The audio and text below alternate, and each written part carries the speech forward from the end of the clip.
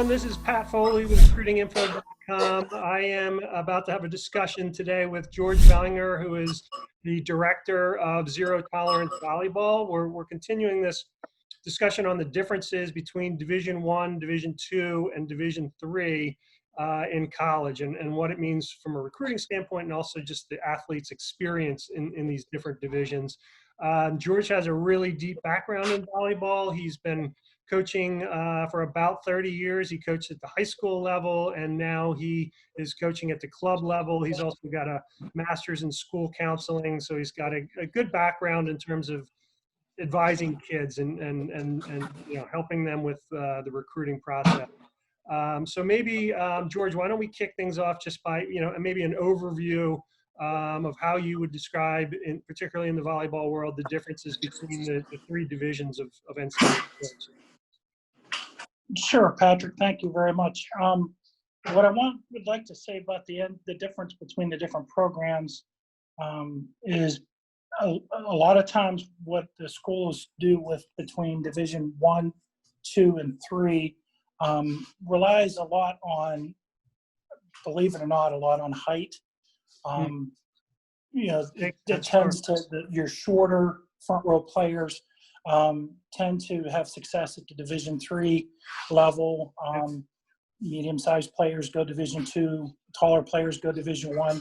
There is positions for the smaller players that are very good defensive-minded at the Division I and Division II levels. But the majority of the programs are really looking for, your 6 foot tall. The Division I programs are looking for your 6 foot tall front row players. Sure. Your Division II generally go with your 5'9", 5'10", and then your Division III is a little bit smaller. Okay.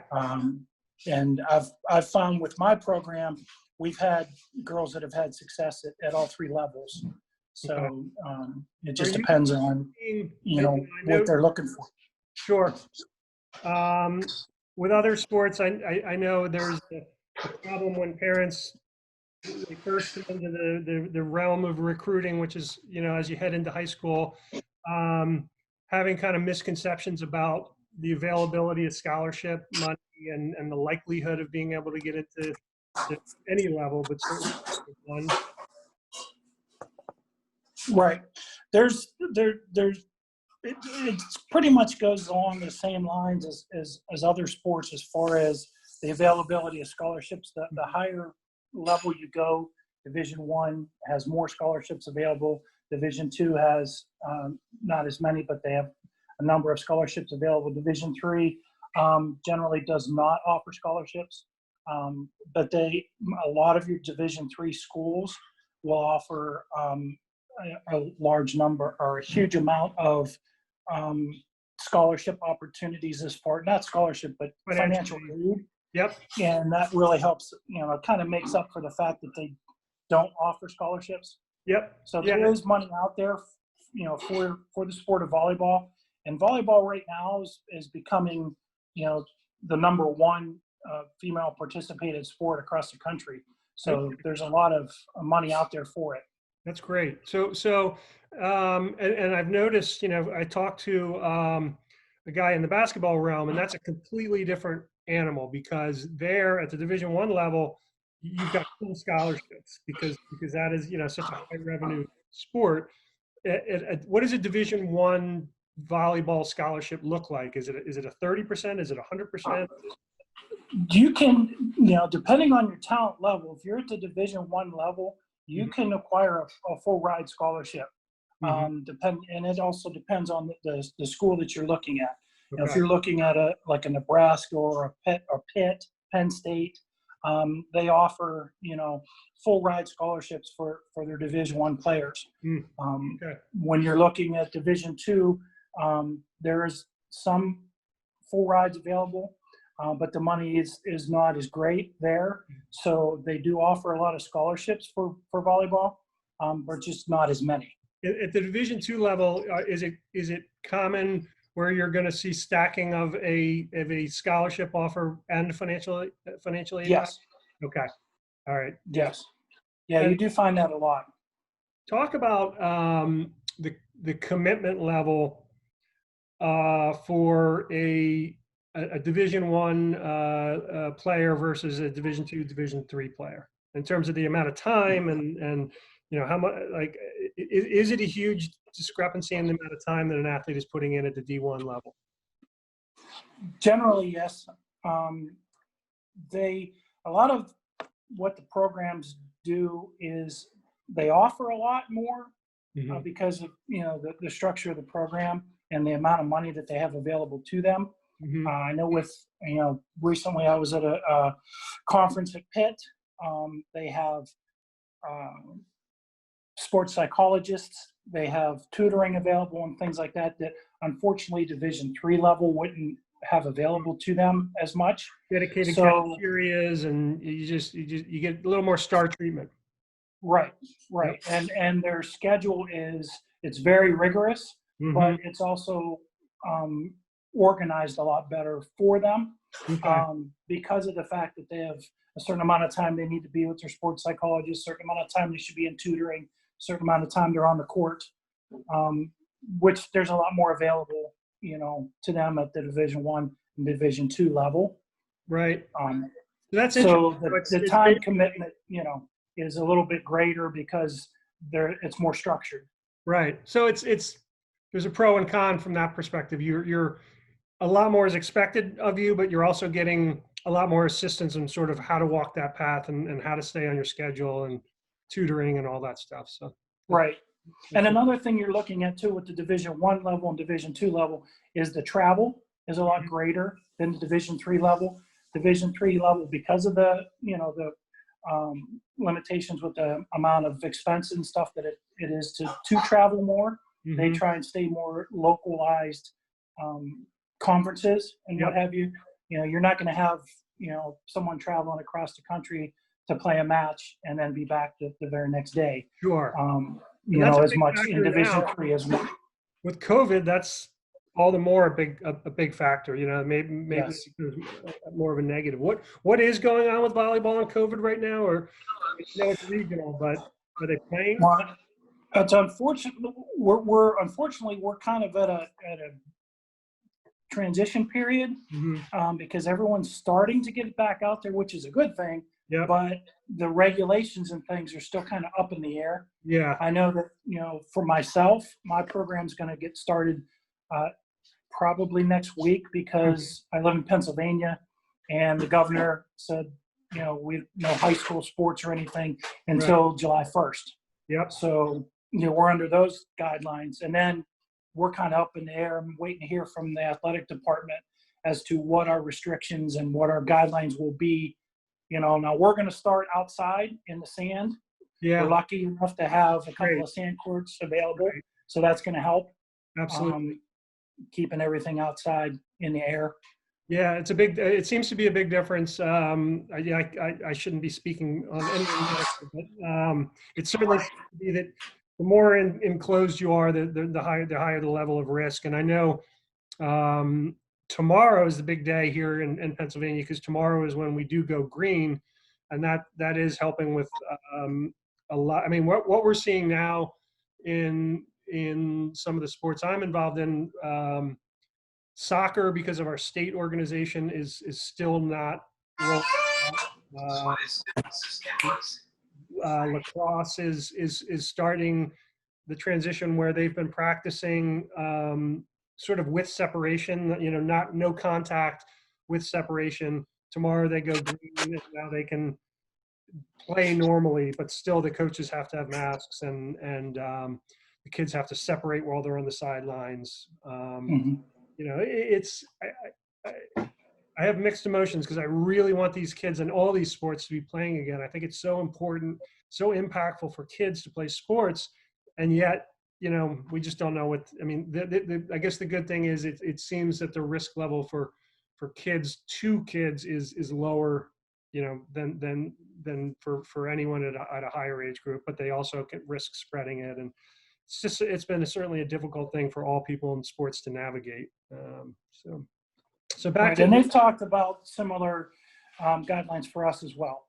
Yeah. With the students being separated on the sidelines, Yep. wearing masks, when they're on the bench, when they're not in the, and Right. they've also talked about, no more, it's been a long time practice that we shake hands after the match. Sure. Talking about doing away with that for now. Yep. And even the possibility of, if both coaches agree that there isn't a decided advantage from staying on the same side of the court for all 5 sets, then, that's what we may do. Is Smart. Yeah, sure. we may not even switch sides. Sure. One of the things that I know that one of the lacrosse programs my daughters are in, we've been talking about keeping the bags separate and using the bags almost like a station for the athlete. When they're not on the field, they go to their bag, and that keeps them a little bit separated. And just trying to figure out whatever we can do that makes sense to meet the guidelines and keep them safe. Is in the volleyball world, I assume it's a little bit like other sports where it's kind of a pyramid of you have that 1% athlete that is, maybe looking at a full ride and is looking at D1. And then it goes down to kind of a 5% athlete that is D1, maybe not scholarship. And it kind of goes down in a pyramid. Is that kind of the structure in volleyball too? Yes, I found that very much. Yeah. I mean, we've put a lot of students out there, a lot of student athletes out there at the Division III, Division II level. Yep. That when they're at the Division III level, it's more so that or even the NAIA level, it's where, they love the sport because they know that there's not a lot of money out there. Yep. And they will be getting financial aid, but they're not going to be getting a scholarship to play volleyball. Right. But, there's more financial aid money available than there is scholarship money available in most sports. And it really is concentrated down at the Division III level. And there's a question of playing time. Does a kid want to go to the highest level that they can get to, but then not play much? Or do they want to, go to a D2 or a D3 and really have a lot more playing time, or maybe get in a year earlier than they might have when, at a higher level, or 2 years earlier, in some cases. Right. And a lot of, most of your Division I programs, student athletes will go in and they will sit their redshirt their freshman year, and they learn the program, do the strength training, the jump training, and then they're ready to go to hopefully move into some type of more of a contributing role their sophomore and junior year. Whereas when you're at the lower levels, Division I or Division II, Division III, you do have a chance to get right on the court. Sure. I know that in basketball and maybe in football, but I'm not sure. But football as well. I think there's another path, which is to go to junior college for a year and then get in. Is that something you see much in volleyball? It's available. I have seen students that have done that. Yep. They've gone to our local community college and played for a couple years and then moved on. So it is out there, and we also have a number of, like Pitt and Penn State, for example, being here in Pennsylvania, have their branch campuses, and there's students that can actually get a 4-year degree play for 4 years at a branch campus, which is a smaller level, but you still have that Pitt or Penn State degree behind your name. Yeah, sure. It doesn't say, Pitt Greensburg. It says University of Pittsburgh when you have that parchment. Yep, that's a good point. Well, I first of all, I just want to wish you tremendous luck with the coming season. It's a crazy time for everyone, but and youth sports has its own challenges in this, and I appreciate people who are administrators and are working their way through this. And I also want to thank you for taking some time to give us the volleyball perspective on the differences between the sports, because I think it's something that parents really could use some education on, as every new parent who hasn't gone through the process is coming into an education process of how does it all work, and and what are the best options for their child to end up as happy as they can be in college. So I really want to thank you for, sharing some wisdom with us and hopefully with the parents and kids. Well, thank you very much for having me. Yeah. And I'm very willing if people do go to our website Yep. and have any questions, they can reach out to me, and I'll be more than happy to answer. I don't care where you're from across this country. If you have a question, you can email me. That's the modern technology. Yep, And that's can great. help you out. That's really great. And actually, that's something that I'm finding as I interview people in the world of sports is that they are willing to help, and I'm hoping to kind of pull people together into a network where people can share information. So I really appreciate you making that offer, and thanks again, and hope you have a great upcoming season. Thank you. All right, take care.